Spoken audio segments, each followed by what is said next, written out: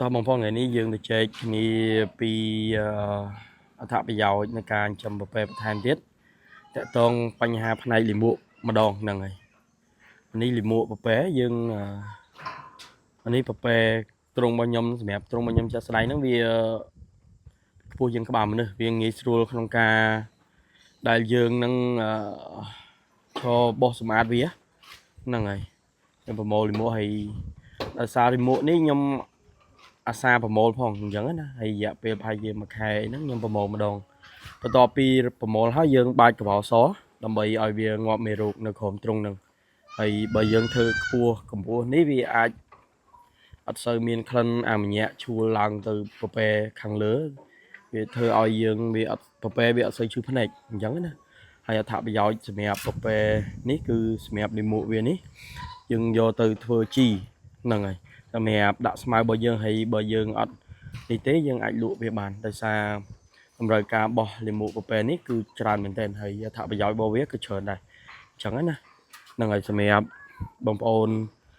នៅដាំផ្កាដាំដំណាំដូងដាំអីហ្នឹងវាធ្វើឲ្យអត់មានកញ្ចែដែរសម្រាប់ការដាក់លាមកប្រពែវាអត់ដូចលាមកគោឬលាមកអីផ្សេងហ្នឹងហើយនេះគ្រាន់តែមកប្លោះទ្រុង5ម៉ែត្រគុណ5ម៉ែត្រកាប់ហ្នឹងមិនក្រោម50B មើលហ្នឹងហើយអានេះយើងអាសាកើបផងហើយអានេះគ្រាន់តែថាប្រយោជន៍មួយជ្រុងសម្រាប់ទៅលើលាមកអញ្ចឹងណាហើយលាមករបស់វានេះមិនសម្រាប់នៅបរទេសគេមានម៉ាស៊ីនវាយឲ្យម៉ត់សម្រាប់ដាក់តាម